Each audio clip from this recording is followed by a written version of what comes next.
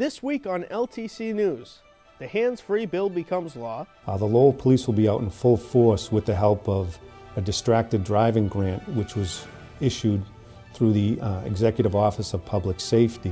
A wrongful conviction is righted. Didn't know why what was happening to me was happening to me. Didn't know why I got a natural life sentence for something I did not do. Didn't know why I was put in prison. In celebrating Women's Week. This is a perfect time for all of us to stop and reflect on where we are, reflect on our storied past of women's rights, but also to take stock of the work we still have to do. All this and more on this edition of LTC News.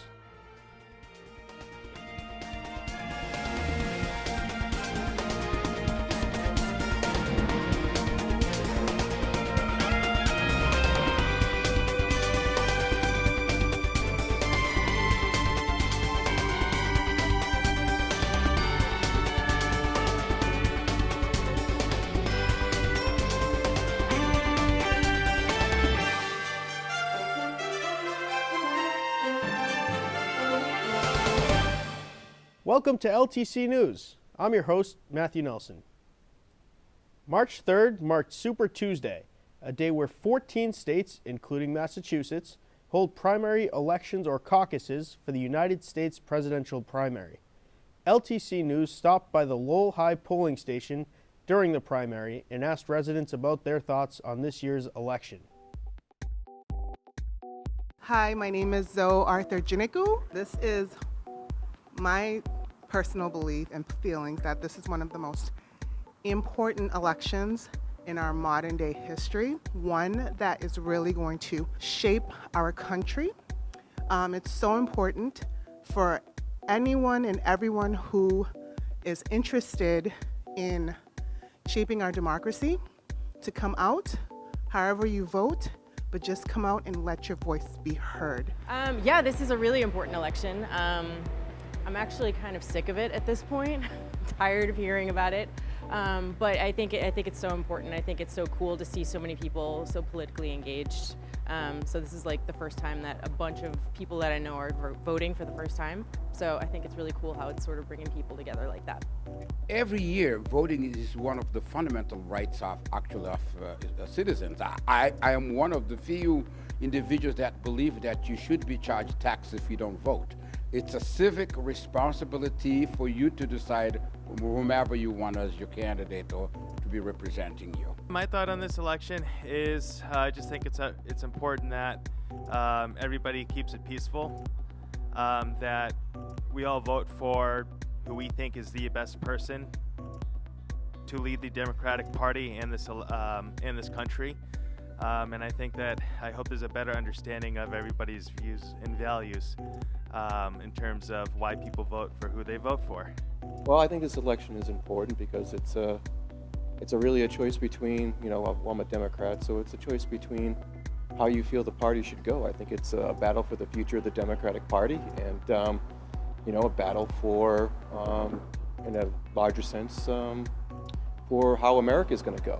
So it's a battle on all different fronts, how the future of the country, the future of the Democratic Party, and I think it's important to vote now more than ever. I think at this point it is more important than ever for me to vote, especially as a college student where I'm definitely being affected by the decisions that these people are making. So for me, yeah, my vote, even if it's like one, it's definitely something to put out there because you never know if it makes a change. So. I think the election is very important. I hope people get out and get a chance to vote. There are some issues here that really need to be dealt with, and if people don't mobilize, our country could be in for a rough time.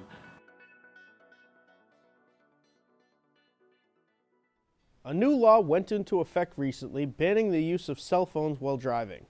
The new hands-free law is aimed at curbing distracted driving and helping eliminate crashes caused by distracted motorists. The Lowell Police Department and State Police explain. Here at the State 911 Center, call takers annually receive tens of thousands of reports of car crashes. Sadly, many of these result in serious injuries or consequences. One of the leading causes of serious collisions is distracted driving. The new hands-free law that came out, as you know, at February 23rd of 2020, the Lowell Police will be out in full force with the help of a distracted driving grant, which was issued through the Executive Office of Public Safety. Also, to go along with that, we will be putting out STEP cars, which is Strategic Traffic Enforcement. Drivers may only touch their phones to activate the hands-free mode or to call 911 in an emergency. So if you're driving or even stopped at a traffic light, you cannot hold the phone to make or receive calls, read or write texts, use email or the internet, or conduct any other form of electronic communication. A high percentage of accidents in Lowell could absolutely be attributed to the, distracted driving, which, hopefully this new law will combat a lot of that, where, even when you're stopped at a red light, you're not allowed to be scrolling on your phone, checking emails, texting people. It's totally hands-free, even when stopped.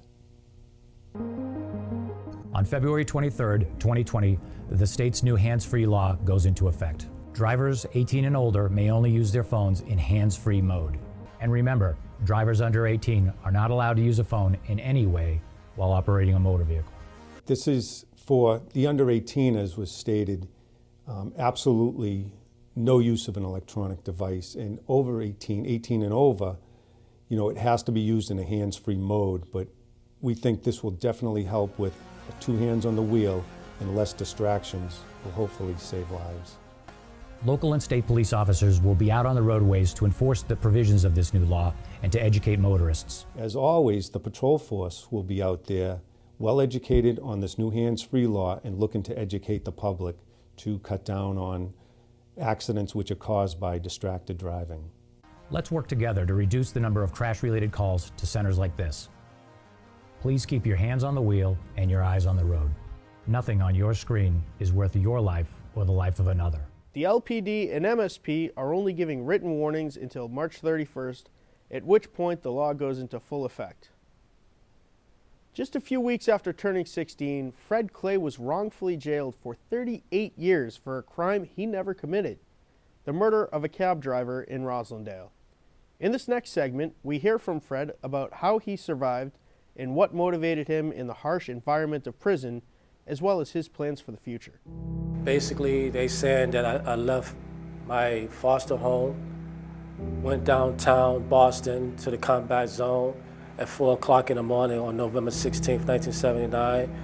Didn't really say how I got downtown, but they say I went downtown and me and my co-defendant decided to get into a cab and then take a cab to Roslindale projects, housing projects, where my family lived at, and decide to rob and kill a cab driver.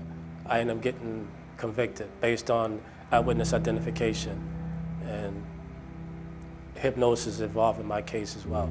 So I spent most of my young life, midlife, in state prison, yes. Early on in my sentence, it was scary. I was sort of still chasing drugs. I was still angry at the system. Didn't know why what was happening to me was happening to me. Didn't know why I got a natural life sentence for something I did not do. Didn't know why I was put in prison.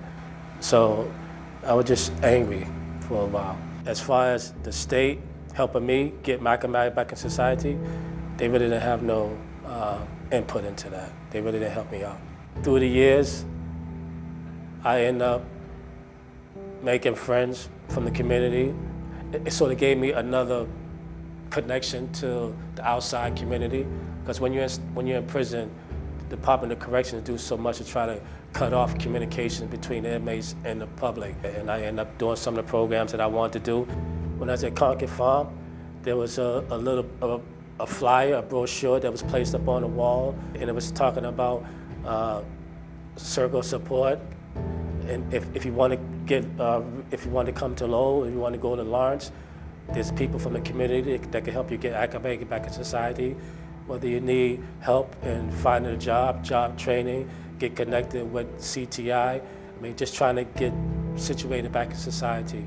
And I thought that since I was in my mind, I knew I was coming to Lowell anyway, and it'd be nice to have someone in Lowell that can help me In the beginning, when I first got out of prison, being around crowds was a big thing for me. It was a big trigger for me. It was some PTSD. You know, waking up for count. So in the prisons, they count every particular number of hours. So he would pop up out of bed at the same time every day and stand by the door and wait to be counted until his grogginess kind of wore off and he realized I don't have to do this anymore. I think justice has been done a little bit, but not quite, at least to my satisfaction. I'm happy, don't get me wrong, I'm grateful, but at the same time, it's kind of frustrating because a lot of things I'm trying to do now, I should have learned a long time ago, and I'm trying to learn it at 53, 55, now 56 years old. I learned that slow progress is better than no progress. So as long as I'm moving ahead, things are going okay. I often think about now, the police sirens doesn't bother me, but in today's world, black people are getting killed they ain't breaking laws, they ain't doing nothing wrong and they getting killed. And that's in the back of my mind, walking down the street and might get pulled over or get murdered, I don't know, but I'm not trying to let that stuff get the best of me, but that's in the back of my mind too. So I'm just trying to be cautious. March is National Women's History Month, and women in Lowell take that very seriously. They launched Lowell Women's Week 25 years ago, with multiple events planned that relate especially to women. The kickoff was the Lowell Women's Week breakfast on March 2nd at Lindsay's in Dracut, with this year's theme being 25 Years Portraits of Persistence. Good morning. How are we doing? We awake or are we awake? Good. I think Lowell Women's Week is amazing. I am on the planning committee, and I think that it is very awesome for Lowell to have this open forum for any women in the community who want to be a part of the planning committee to come on board and be like, hey, I have some ideas. Let's make this better and improve things. It was really Audrey Ambrosino from the Lowell National Historical Park who approached the people at UMass Lowell saying, you know, we've participated in your events and we have other events. How about we make a calendar of anyone doing anything related to Lowell Women's History Month, with the idea we would basically exchange information, try not to overlap with each other, and support each other. Women's Week. This is a perfect time for all of us to stop and reflect on where we are, reflect on our storied past of women's rights, but also to take stock of the work we still have to do. Women of this country helped deliver the Democratic majority and the most diverse Congress in our country's history. We've been at the forefront for the fight for equal pay, for affordable health care, protecting our access to reproductive health, and freedom from violence and abuse. Why are we still talking about the fact that women are making 79 cents on every dollar, and for women of color that is less than that? I had a program during the school year this year with some fourth graders, and I asked them whether it would be fair if they did a chore and their brother did a chore, and at the end of it, they got 79 cents and their brother got $1. They were 9. And they said, that can't be right. I want the rest of my money. And isn't that what we say all the time?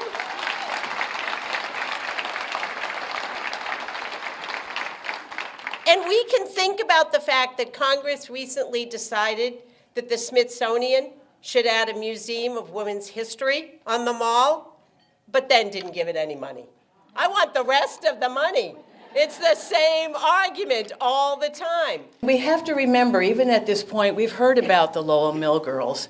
We've heard about Edith Norris Rogers. I have to say, as I was in Washington for those 11 years, mindful that she still held the record as the longest-serving female member of Congress until maybe 2 years ago. I often thought about her. When she was there, she was elected in 1925. women had just gotten the right to vote. And she was one of a handful of women that were serving in Washington. What courage it must have taken to do what she did and to rise up to become chair of the Veterans Affairs Committee, and just to have the tenacity and purposefulness to do it for 35 years. She died in office. I think she was around 80 years old. So this year we have over 30 programs that are going to be offered throughout the month. And all different community members are hosting it at their facility. We just ask that people go online, go to www.lowellwomensweek.org and look at the list, and you'll be amazed at all the different type of programs that we have to offer. Chris Scott is on vacation this week, so let's revisit his interview with State Senator Ed Kennedy in this edition of the Sunspot.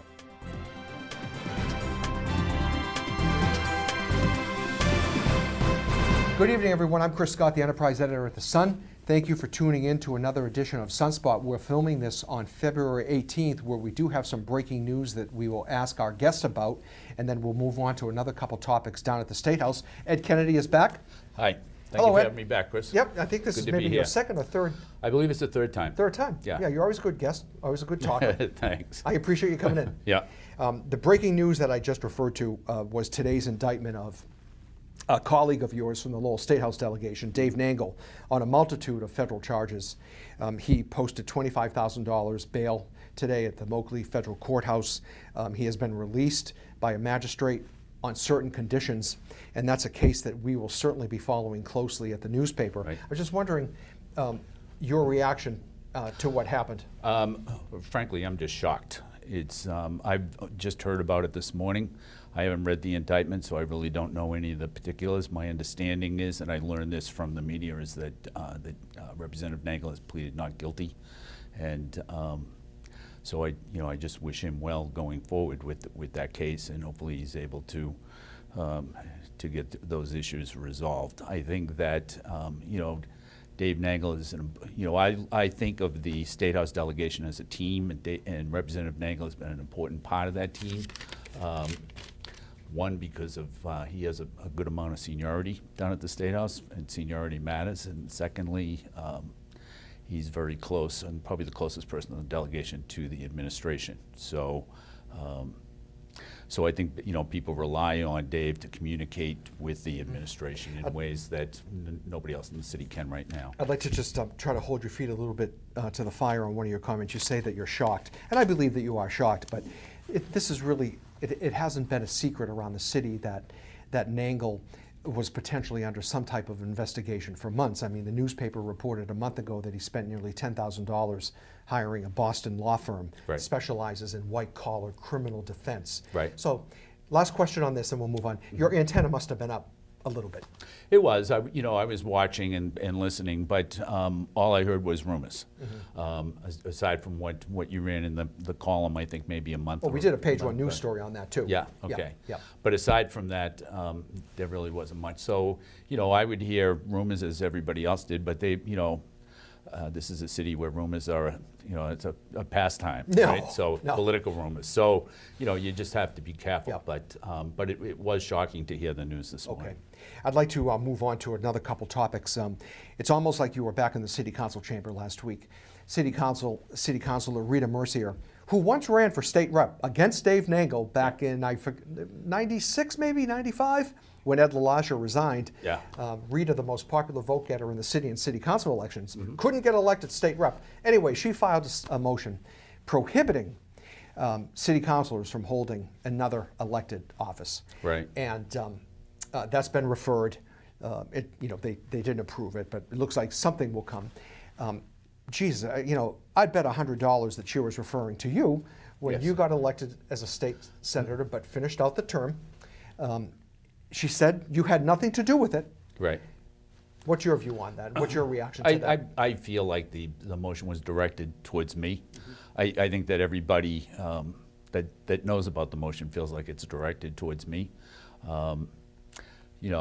She had time. She could have brought it up while I was still there on the city council floor in the chamber to defend myself if it was directed towards me.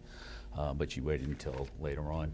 I'm not sure that motion will go anywhere. I think that there's, going back, you've got Leo Farley served as mayor and state rep for a year to fulfill his term. And Steve Panagiotakis did finished out his term on the school committee while he was a state rep. Phil Shea finished out his year on the city council while he was a state rep.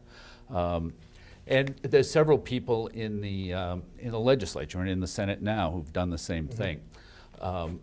Somebody brought to my attention an item from the Lynn newspaper, which was commending the state rep that was serving on the city council. Was actually Brendan Crichton, who serves with me in the Senate now, but at the time he was a state rep and served as a state rep and as a city councilor, and they commended him for doing that. Let me ask you, and you and I have kind of jawed on this in the past. We quoted you in the Sun at some point last year saying that once a couple of important, and this will be the last question on this topic that we'll move on to, that once a couple of important votes on the high school were taken, you were a big proponent for keeping the high school downtown. I mean, you threw all your weight at that. Yeah. Okay. And I remember you saying words to the effect that, well, I don't see any reason why I have to stay on the council. Right.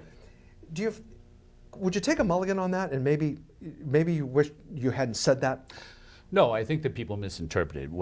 I think what I said, if you go back and listen to it carefully, is that I will stay on until the high school vote is finalized, or all the high school votes are finalized. It did not. That's not to mean I was going to leave as soon as it was over.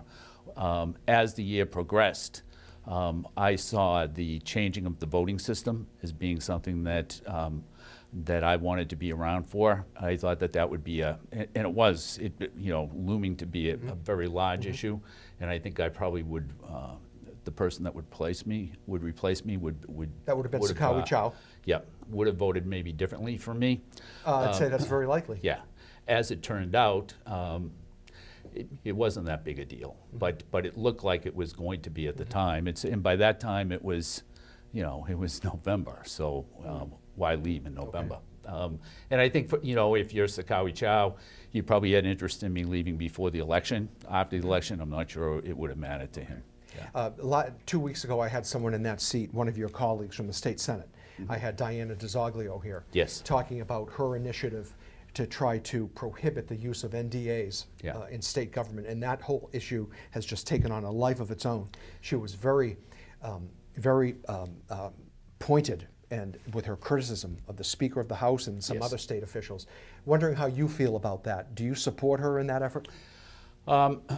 I support her in that effort. I think that that's a very important issue to Senator DeZoglio. And it was something that has hit her in a personal way, during her time at the State House. But I also think that legislation has gone to study, which essentially means I don't think there'll be any action on it. But do you think there ought to be action? Do you think there ought to be action on that? I think that there should be, but the City Council brought it up a couple of weeks ago, and I think, if I'm not mistaken, the matter was probably referred to the Law Department. And I would think the Law Department is going to come back with a report that says, listen, there are instances where that's a tool for us in negotiating a settlement, and without that tool, we won't be able to do certain settlements, and so don't take it away from us. Now, does that mean that there are certain instances where it could be taken away rather than all of the time? That remains to be seen, and that's really not my decision. Why do you think the Speaker of the House and the Governor are so adamantly opposed to it? I think for that reason. I think that there are times when, in order to get a settlement, rather than to go to court and go to trial, if you want to try to settle something out, part of that settlement agreement oftentimes involves a non-disclosure agreement, and I think for that reason they're reluctant to give up that that as a tool. You don't think it has anything to do with trying to protect someone who did something that was improper or illegal? Not that I know of, but I mean, I wasn't around. I mean, I think that concerning Senator DeZoglio, that goes back to 2011. I wasn't at the State House in 2011, and I don't really know the particulars of what went on during that time. All right. Thanks for answering those few questions. And I do want to get to, which, it's not a spicy thing, well, unless you go to a restaurant that's spicy. But, I heard you, my friend at WCAP, Ted Panos, was interviewing you about the Restaurant Commission. Yes. And we actually covered one of the meetings you had in Lowell a couple of weeks ago, Luke O'Rourke did that. And as someone who loves to dine out with my wife and with our children, what are you trying to accomplish here with this restaurant commission? We've had several meetings throughout the Commonwealth. We've got 2 meetings left to have. We had a meeting in Lowell that was very well attended. The Lowell meeting, in fact, was probably the biggest of all the meetings we've had. We met in Holyoke, in Worcester, Newton, Boston. I think next week we'll be meeting down in Dennis. And I was kind of hoping at these meetings that there'd be some food involved, but it hasn't worked out that way. Panos didn't bring any spanakopita over? No. But basically what the commission is doing is listening to restaurateurs for the most part that will talk about things that could be done to improve the restaurant industry. Like what? Like what do you see? Like regulations, all right? So there's people that own multi restaurants, and they may own a restaurant in one town and another in 2 towns over. And the regulations and the deadlines for those, filing fees and so forth is different. And so some people wanted that to be uniform. Okay. There's also... you got to address the minimum wage issue, though we're going to have to wrap it up, unfortunately. Okay. Yeah. Yeah, the minimum wage issue is something, too, that's probably going to have to be addressed. And there's something that impacts the restaurant industry in a unique way, different than maybe some other industries or other businesses. Do you think that from what you've learned so far as a member of this commission, that the higher minimum wage, or restaurants, I guess, should be exempt from that? Is that possible? I don't know that we're saying that at this point. I think that will be something that will be taken up, and that will be in the report. The report should be out by the end of March, and that report will then be given to the legislature, and the legislature then hopefully will take action on the recommendations of the commission. Senator Kennedy, thank you for coming in and talking. Thank you. I appreciate it. Yep. And that's all for this edition of LTC News. You can find us on LTC channels 8, 95, and 99, online at ltc.org, on Roku in the LTC News playlist, on Facebook at LTC Lowell, or on our YouTube page. We leave you now with scenes from Winterfest. I'm your host, Matthew Nelson. Thanks for joining us.